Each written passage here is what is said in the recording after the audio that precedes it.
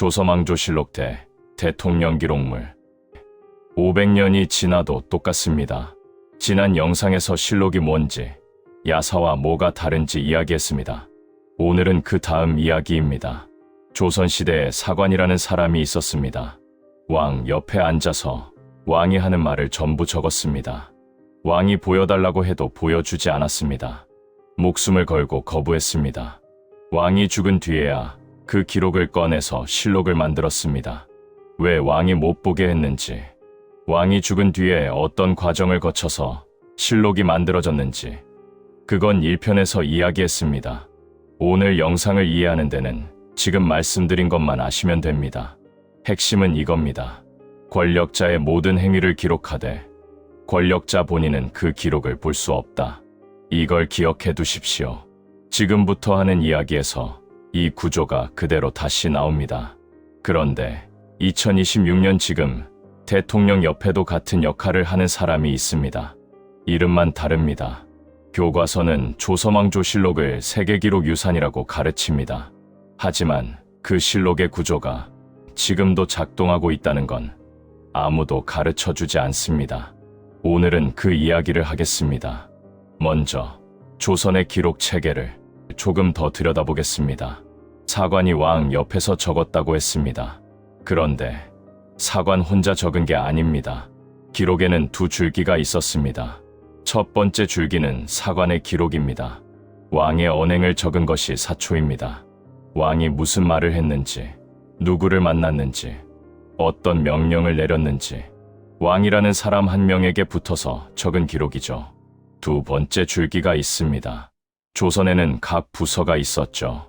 요즘으로 치면 기획재정부, 국방부, 행정안전부 같은 곳입니다. 이 부서들도 자기가 한 일을 기록으로 남겼습니다. 한편 사관은 매일매일 나라가 어떻게 돌아가는지를 따로 정리했습니다. 시정기라고 합니다. 실록은 이 두 줄기를 합쳐서 만든 겁니다. 사초와 시정기, 왕이 뭘 했는지의 기록, 나라가 어떻게 돌아갔는지의 기록. 그래서 실록에는 왕의 말만 있는 게 아닙니다. 나라 전체가 어떻게 돌아갔는지가 담겨 있는 겁니다. 한 사람의 일기가 아니라 국가의 업무일지입니다. 기억해 두십시오. 이 두 줄기 구조가 지금도 그대로 나옵니다. 완성된 실록은 한 곳에 두지 않았습니다. 춘추관, 충주, 전주, 성주, 네 곳에 나눠 보관했습니다. 왜 나눴겠습니까? 한 곳에 두면 전부 사라지기 때문입니다. 실제로 임진왜란 때 네 곳 중 세 곳이 불탔습니다. 472년의 기록이 단 한 부 차이로 사라질 뻔했습니다.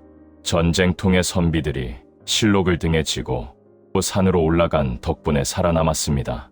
누가, 어디로, 어떻게 올라갔는지 그 이야기는 1편에서 했습니다. 조선은 이 일을 겪고 나서 보관처를 더 깊은 산속으로 옮겼습니다. 오대산, 태백산, 적상산, 정족산, 두 번 다시 같은 일을 겪지 않겠다는 겁니다. 한 곳이 무너져도 다른 곳이 살아남도록 이게 원칙이었습니다. 여기까지가 조선의 기록 시스템입니다. 정리하면 세 가지입니다. 사관이 왕 옆에서 기록하되 왕은 볼 수 없다. 사초와 시정기, 두 줄기를 합쳐서 편찬한다. 완성된 실록은 여러 곳에 나눠 보관했습니다. 이 세 가지가 472년을 지탱한 겁니다. 그러면 지금은 어떻습니까? 잠깐, 지금으로 넘어가기 전에 하나만 짚겠습니다. 조선은 500년 동안 이 원칙을 지켰습니다. 그러면 대한민국은 어떠했느냐? 2007년 이전 이야기입니다. 1999년에 공공기록물 관리법이 있었습니다. 대통령 기록도 이 법의 적용을 받았습니다. 그런데 대통령 기록만을 위한 전담 체계는 없었습니다. 대통령이 퇴임하면 기록물을 가져가는 경우가 있었습니다. 청와대에 있던 문서가 박스에 담겨서 나갔습니다. 개인 소유처럼 취급한 겁니다. 한번 생각해 보십시오. 조선시대에는 실록을 산속에 넣어서 보관했습니다. 전쟁이 나도 살아남도록 네 곳에 나눠 넣었습니다. 선비들이 목숨 걸고 지켰습니다. 그런데 대한민국은 대통령이 퇴임하면서 기록을 박스에 넣어 가져갔습니다. 국가의 기록이 이삿짐이 된 겁니다. 5년짜리 정권이 끝나면 그 시기에 공식 기록이 흩어지거나 사라질 수 있었다는 뜻입니다. 472년을 기록한 나라의 후손이 정작 자기 시대의 기록은 이삿짐 취급했습니다. 2007년까지 그랬습니다. 2007년 대통령 기록물 관리법이 만들어졌습니다. 이 법이 제정되면서 대통령의 모든 공적 기록은 국가의 것이 됐습니다. 대통령이 재임 중에 생산하거나 접수한 기록물, 문서, 영상, 사진, 전자 기록, 이 모든 것을 대통령 기록관이 보관합니다. 세종시에 있습니다. 이삿짐이 아니라 국가의 기록이 된 겁니다. 이제부터가 이상해집니다. 조선의 기록 구조와 지금의 기록 구조를 나란히 놓아보겠습니다. 하나, 조선시대 사관은 왕 옆에 앉아서 기록했습니다. 왕이 밥을 먹을 때도, 신하를 만날 때도 사관은 그 자리에 있었습니다. 왕의 하루가 곧 기록이었습니다. 지금은 기록관리 전문요원이 대통령의 공적 기록을 관리합니다. 대통령이 서명하는 문서, 참석하는 회의, 발표하는 담화, 전부 기록으로 남깁니다. 사관이 붓을 들고 앉아있던 자리에 전문요원이 앉아있는 겁니다. 둘, 사초와 시정기, 두 줄기를 합쳐서 실록을 만들었다고 했습니다. 대통령 기록물도 마찬가지입니다. 대통령의 말과 결정만 남기는 게 아닙니다.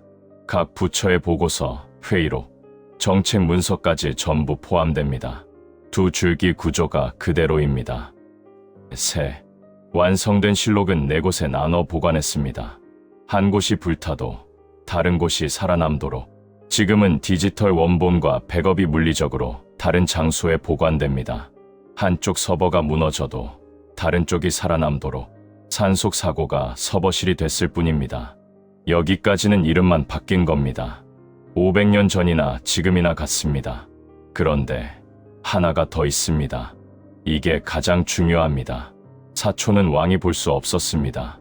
태종이 지금 뭘 적고 있느냐고 물어도 사관은 보여주지 않았습니다. 왕이 사초를 보면 사관이 사실대로 적지 못하게 됩니다. 기록이 아니게 됩니다. 그래서 막은 겁니다. 태종이 어떻게 막혔는지 그 장면은 다음 영상에서 이야기하겠습니다. 대통령 기록물에는 지정 기록물이라는 게 있습니다. 대통령이 퇴임할 때 특정 기록물을 지정하면 최대 15년간 봉인됩니다. 열어볼 수 없습니다. 대통령 본인도, 다음 대통령도, 국회도 함부로 열 수 없습니다. 여기서 잠깐 생각해 보십시오. 같은 겁니까? 다른 겁니까? 방향이 다릅니다. 사초 열람 금지는 권력자가 기록을 보지 못하게 막은 겁니다. 밖에서 잠근 겁니다. 지정 기록물은 퇴임하는 대통령이 봉인을 요청하는 겁니다. 안에서 잠근 겁니다. 주체가 반대입니다. 그런데 결과는 같습니다. 일정 기간 동안 기록이 정치적 이해관계로부터 격리됩니다. 밖에서 잠그든 안에서 잠그든 기록을 당장의 정치 싸움에 써먹지 못하게 한다는 점에서 같은 원리입니다.